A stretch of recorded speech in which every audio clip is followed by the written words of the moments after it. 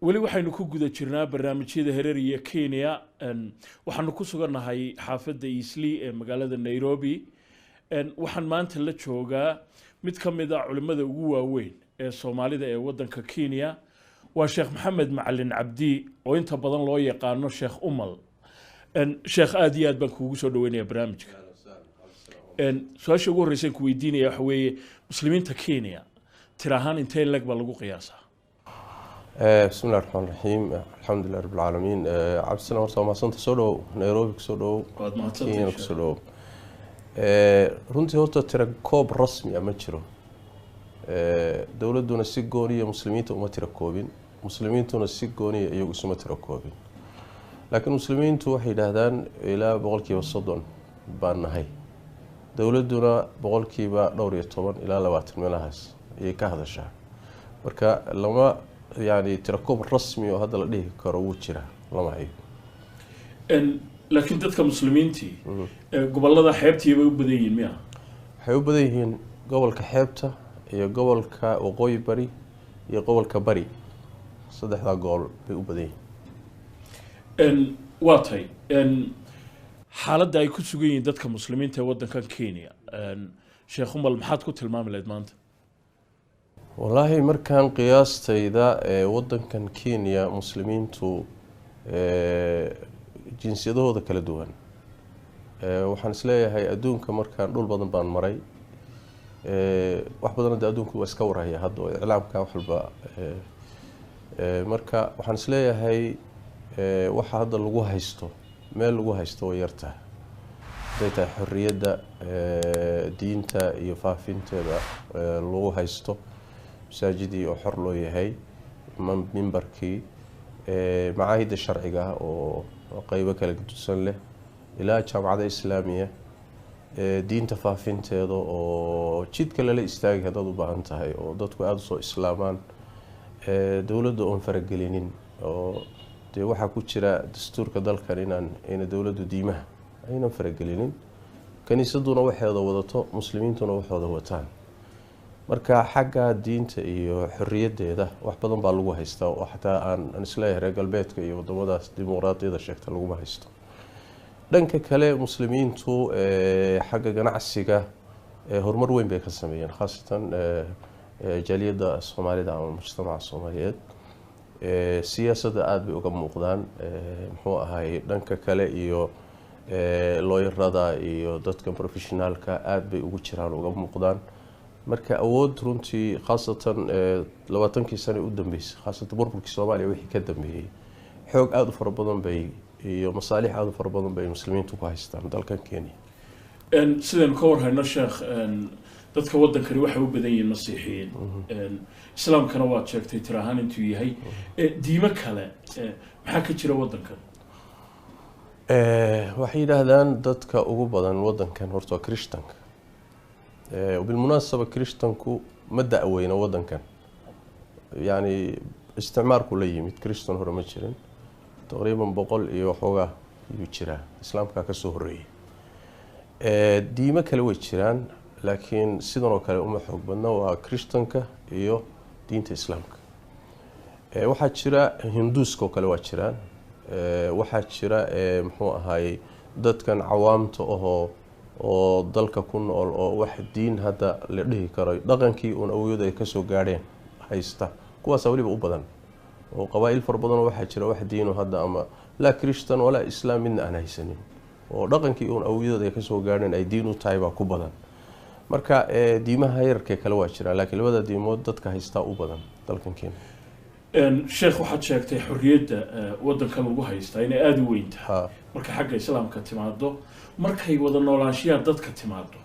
diimaha kala duwan haysta sidee lagu yahay wadankan Kenya maadaama ay qolo walba hada waxooda xor u yihiin dawladdiina u dhaxayso de nidaamkii uu kala hagayo dadku waa wada nool yihiin nolol baa ka dhaxaysa ganacsi baa ka dhaxeeya dalkii baa ka dhaxeeya wada dhaqan baa ka dhaxeeya waxda sidaam iyo isku dhac iyo dagaal ah oo ka dhaxeeya ma jiro gacan ka hadal ma laha nin walba xujadiisa iyo wuxuu rumaysan yahay buu bandhigtaa dadkaasi wuxuu ka heli karana waa raacaan laakiin waxa cadaawad iyo dhib oo hadda la isku hayaay ma ay jirto waa jirtaa oo wadanka kaniisadaha u xoog badan kaniisaduhuna dareena way qabaan in diinta islaamka wadanka aad ugu faafayso aadna way uga qoraan journaalada way ugu qoraan haday Chinese helaan dad ka faa'iideystaan oo hadda midal Chinese-da waxa kamida qaraxyadii wadanka ka dhacay oo kale waxay aad ugu faa'iideeyeen barnaamijtii kaniisada waxay aad u xakameeyeen faafidii diinta islaamka oo media ka faa'iideystay waxyaalihii dhacay in lagu shaabadeeyo muslimiinta guud diinta islaamka lagu shaabadeeyo loo tuso inay diinta islaamku tahay diin horor oo inay dhiig daadiso oo wax kharibto mooyaane aan nolol aan ogoleyn kadibna arintaasi waxay yaraha hakad gelisay dadka soo islaamay kaniisaduhuna aad bay uga faa'iideysteen taa marka laga tago wax dhib oo kaleeto oo weyn oo la isku qabo ma jiro wala wada nooli dalkan markaad sheekh leedahay diinta islaamku aad bay ugu faafaysaa wadankan tire intee lag baynu ka hadlaynaa تركوب مجرى رسمي عبد السلام intaynan mashaakishan amniga iyo qaraxyada iyo intii dalka bilaabanin waxa dhici jirtay in magaalo dhan iyo maca odaygoodii suldaankoodii inay diinta hal mar soo wada galaan oo kumanyaal ah inay soo islaamaan ayaa dhici jirtay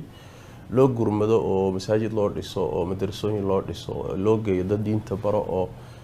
marka tirakoob ma lahaan jirin say u soo islaamayaan waa mid keentay inay kaniisaduhu ay muujiyaan cabsi ah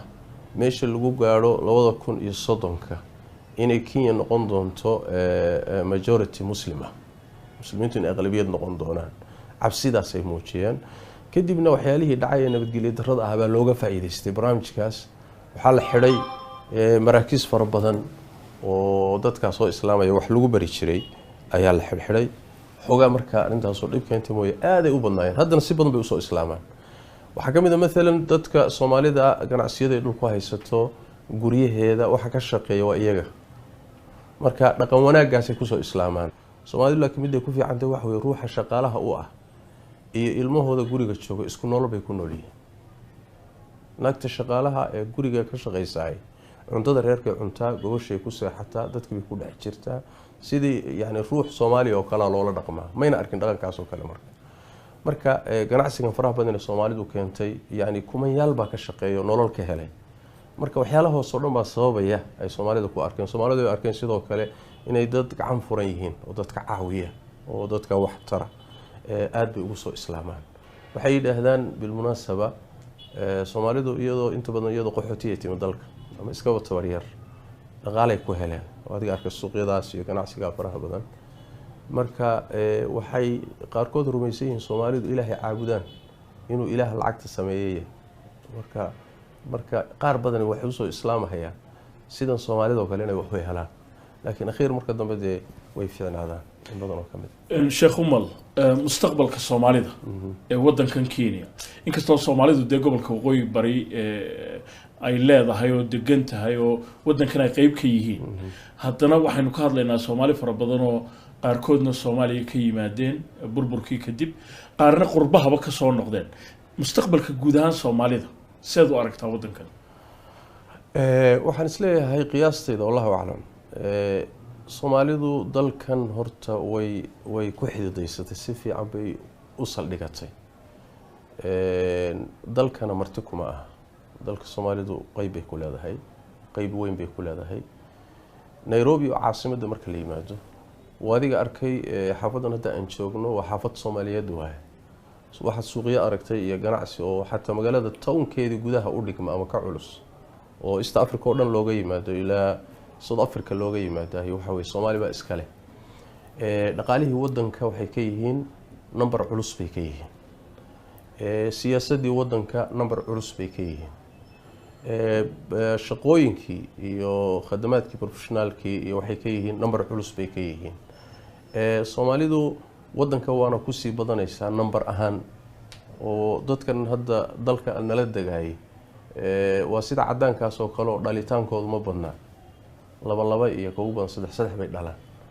Soomaaliduna Ilaahay wuxuu ugu nimceeyay way tarantay wayna tarmaysaa waxa laga yaabaa 10 sano gudahood intay ahayd inay islaam laabto marka wadankan ama ha noqoto siyaasad ama ha noqoto tiro ama ha noqoto dhaqaalo ama ha noqoto diin waxaan kuu sheego heer waxaan gaarsiisanahay aan jaamacada islaami ah aan ku leenahay wadanka oo maadooyinkii sharciga diintiina lagu baranayo maadooyinkii casrigaana lagu baranayo ilaa heerkaasaan macnaha xagga waxbarashadana ka maraynaa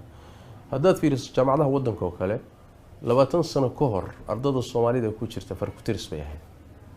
maanta dad Nairobi University tagto ama Kenyatta University ama jaamacadaha waaweyn wadanka dad tagto yani qayb kasta oo kulliyadka jaamacada kamid ah ardadii Soomaaliyeed baa dhooban oo ka buuxda marka waxbarasho ahaan marka la yiraahdo dhinac walba Soomaalidu mustaqbal weyn bay wadankan ku leedahay saan islaahay wallahi a'lam Sheekh Umal aad iyo aad baad mahadsantahay jazakallahu khayr